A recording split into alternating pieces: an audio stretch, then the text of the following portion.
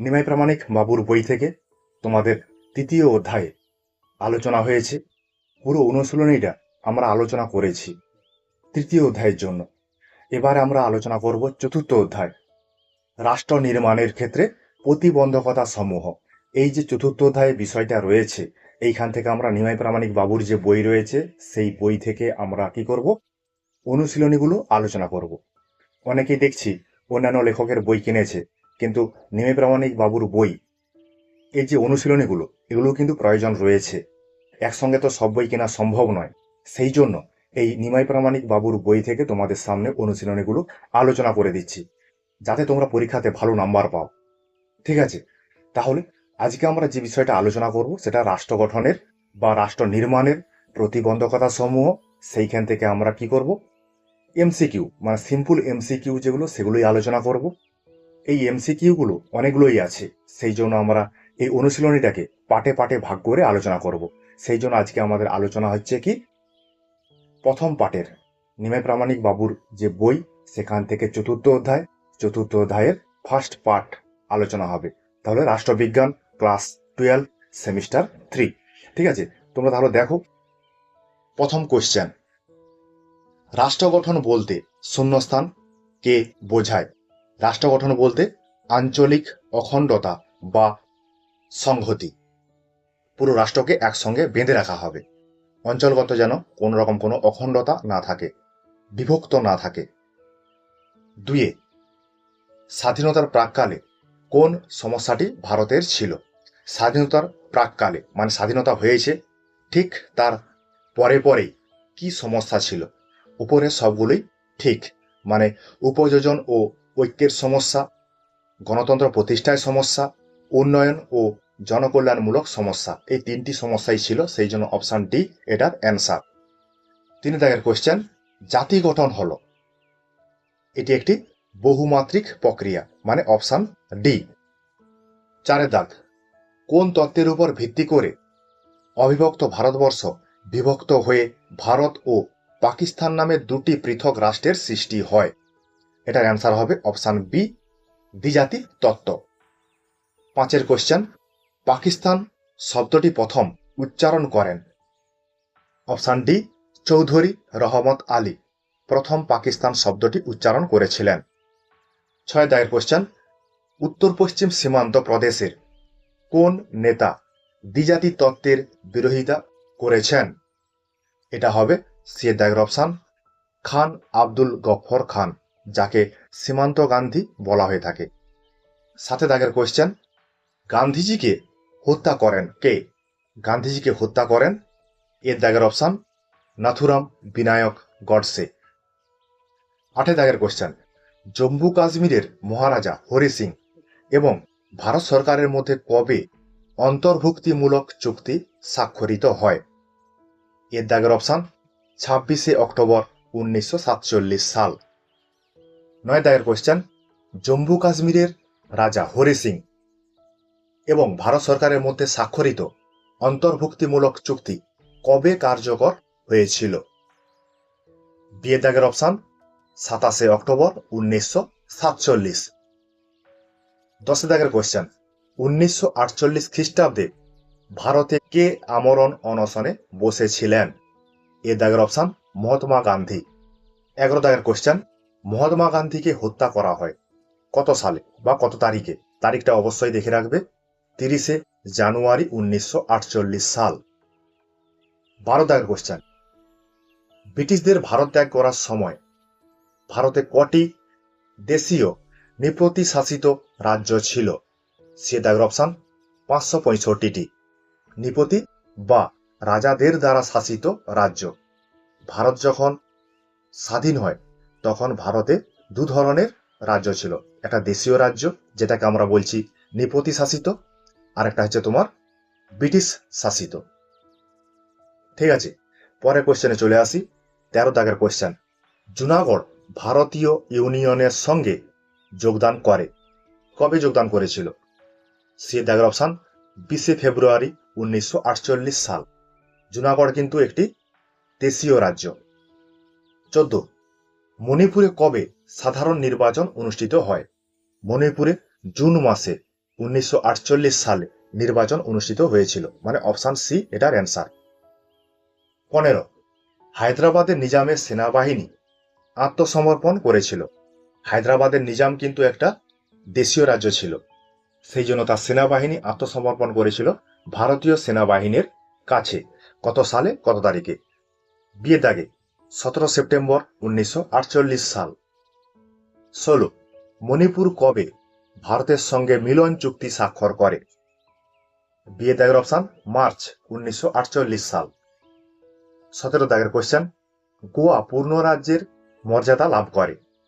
গোয়া পূর্ণ রাজ্যের মর্যাদা লাভ করে, সি দাগের অপশন 30 মে 1987।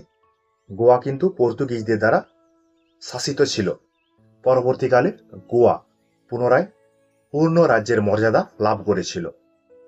18 গোয়া ও দমনদিউকে স্বাধীন করার জন্য ভারত সরকার কাদের বিরুদ্ধে অপারেশন বিজয় অভিযান শুরু করেছিল? অপশন এ পর্তুগিজদের বিরুদ্ধে। তাহলে গোয়া, দমনদিউ এগুলো সবই পর্তুগিজদের অধীনে ছিল। 19 ভাষার ভিত্তিতে রাজ্য সৃষ্টির জন্য তেলেঙ্গানা আন্দোলন শুরু হয়েছিল। কবে তেলেঙ্গানা আন্দোলন শুরু হয়েছিল? সি দাগের অপশন 1953 খ্রিস্টাব্দে। 20 1953 খ্রিস্টাব্দে রাজ্য পুনর্গঠন কমিশন কে নিয়োগ করেছেন? অপশন সি ভারতের প্রথম প্রধানমন্ত্রী জওহরলাল নেহেরু। 21 দাগের কোশ্চেন, 1956 খ্রিস্টাব্দে ভাষার ভিত্তিতে কটি কেন্দ্রশাসিত অঞ্চল গঠন করা হয়েছিল? ভাষার ভিত্তিতে, এটা কিন্তু দেখে রাখবে, কোশ্চেনগুলো ভালো করে নজর রাখবে। অপশন এ 6টি ভাষার ভিত্তিতে কেন্দ্রশাসিত অঞ্চল। 22 দাগের কোশ্চেন, ভারতের অষ্টম তফসিলে কটি ভাষাকে সরকারি ভাষার স্বীকৃতি প্রদান করা হয়েছে? অপশন ডি 22টি ভাষাকে সরকারি ভাষার স্বীকৃতি দেওয়া হয়েছে ভারতের অষ্টম তফসিলে। 23 দাগের কোশ্চেন, স্বাধীনতা লাভের পর কোন দেশীয় রাজ্য ভারতে যোগদান করেনি?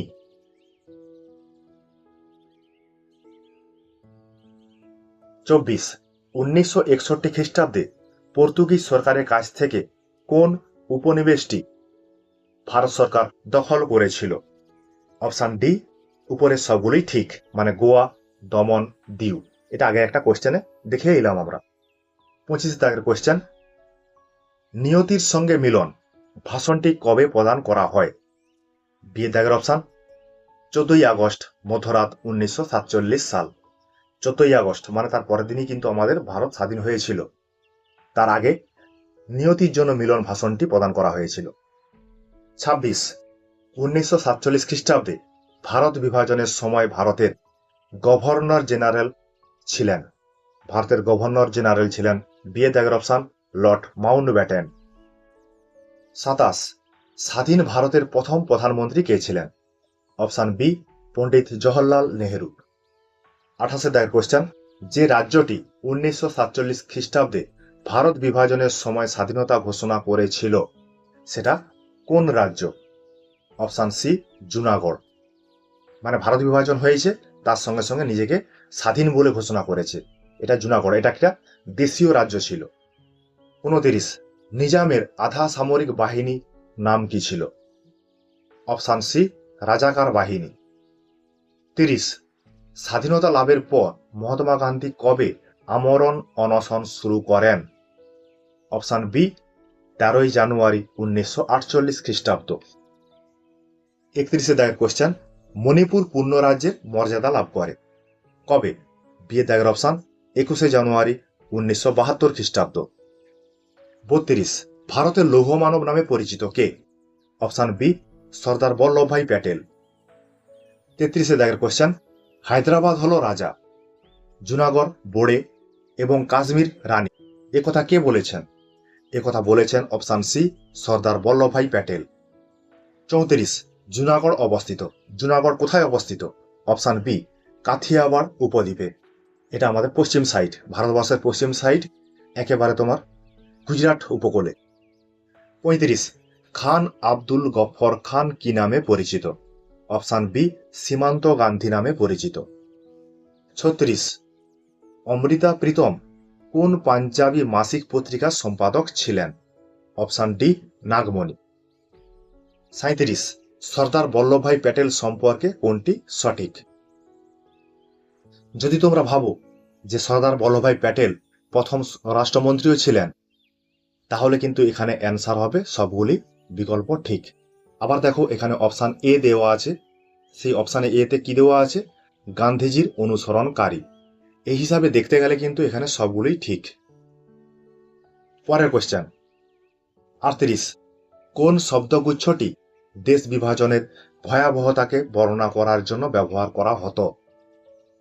বিয়ে দাগের অপশান হৃদয়ের বিভাজন, যখন ভারত বিভাজন হয়, ভারত পাকিস্তান দুটি দেশের বিভাজন হয়েছিল, সেটাকে হৃদয় বিভাজন বলা হয়েছে।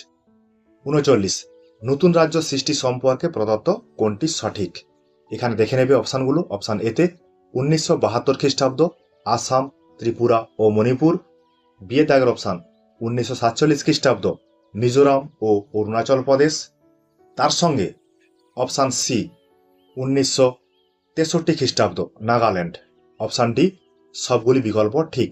এটাই কিন্তু অ্যান্সার হবে, সবগুলি বিকল্প ঠিক, মানে ওই সালে ওই রাজ্যগুলোর সৃষ্টি হয়েছিল। 40, ধর্মীয় সংখ্যাগরিষ্ঠতার ভিত্তিতে বিভক্ত হয়েছিল। ধর্মীয় সংখ্যাগরিষ্ঠতার ভিত্তিতে বিভক্ত হয়েছিল বাংলা ও পাঞ্জাব। Option B. 41, ভারত বিভাজন কোন আইনের মাধ্যমে কার্যকর হয়? ভারত বিভাজন হয়েছিল যে আইনের মাধ্যমে, সেই আইনটা হচ্ছে ভারতীয় স্বাধীনতা আইন 1947 খ্রিস্টাব্দ। 42, ভারত বিভাজনের পরে পূর্ব পাকিস্তান বর্তমান কোন দেশের অংশ হয়ে উঠেছে বা ওঠে? এটা হবে অপশান বি, বাংলাদেশ। 43, ভারত বিভাজনের সময় কোন অঞ্চলটিকে নিয়ে বিতর্কের দানা উঠেছিল? অপশান সি, জম্মু কাশ্মীরকে নিয়ে। 44, ভারত বিভাজনের মূল কারণ ছিল, ভারত বিভাজনের মূল কারণ ছিল সাম্প্রদায়িক দাঙ্গা, হিন্দু মুসলমানদের মধ্যে যে দাঙ্গাটা হয়েছিল। 45, ভারত বিভাজনের পরবর্তীকালে ভারতের কোন রাজ্যে শরণার্থীদের সংখ্যা সবচেয়ে বেশি ছিল? Option A, Punjab.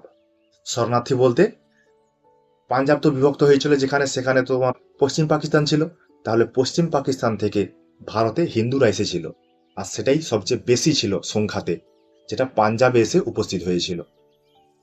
পরের দাগের কোশ্চেন, ভারতের প্রথম শরণার্থী শিবির কোথায় স্থাপন করা হয়েছিল? অপশান এ, দিল্লিতে। 47, শরণার্থীদের পুনর্বাসনের জন্য গঠিত কমিটির নাম কি ছিল? Option C, relief commission. 48 দাগের কোশ্চেন, ভারত বিভাজনের পর কোন দেশীয় রাজ্য প্রথম ভারতের সঙ্গে সংযুক্ত হয়েছিল? Option B, ত্রিবাঙ্কু। 49, দেশীয় রাজ্যের সংযুক্তিকরণের কাজ পরিচালনার জন্য সর্দার বল্লভভাই প্যাটেল গঠিত সংস্থার নাম কি ছিল? অপশান বি, রাজ্য বিভাগ। 50 দাগের কোশ্চেন, জুনাগড় রাজ্যের সংযুক্তিকরণ প্রক্রিয়া কিসের মাধ্যমে সম্পন্ন হয়েছিল? অপশান এ, গণভোটের মাধ্যমে। 51 দাগের কোশ্চেন, হায়দ্রাবাদকে ভারতের সঙ্গে যুক্ত করার ক্ষেত্রে ভারতীয় সেনাবাহিনীর কর্মতৎপরতার নাম কি ছিল? Option A, operation polo. 52 দাগের কোশ্চেন, ভাষাভিত্তিক রাজ্য পুনর্গঠনের প্রথম রাজ্য কোনটি ছিল? Option A, Andhra Pradesh.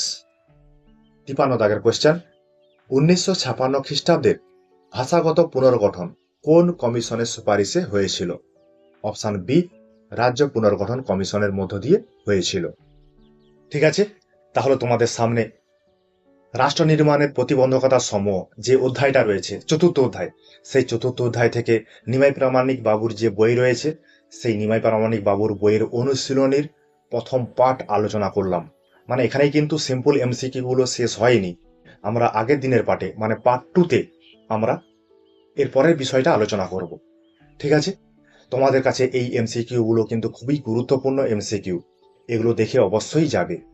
এখান থেকে তোমাদের 5 নম্বরের কোশ্চেন পড়বে, সেই জন্য বলছি অবশ্যই ভালো করে স্টাডি করবে, এমসিকিউ গুলোকে ভালো করে দেখবে। ঠিক আছে, আমরা পরের দিন দ্বিতীয় পার্টের আলোচনা করব এই অধ্যায় থেকেই। ঠিক আছে, তোমরা দেখবে, পড়বে, বন্ধু বান্ধবদের সঙ্গে আলোচনাগুলো শেয়ার করবে। যারা এখনো পর্যন্ত এই চ্যানেলে যোগ দাওনি তারা অবশ্যই যোগ দিয়ে দেবে। ঠিক আছে, তোমাদের জন্য আমার এই কিঞ্চিত প্রয়াস।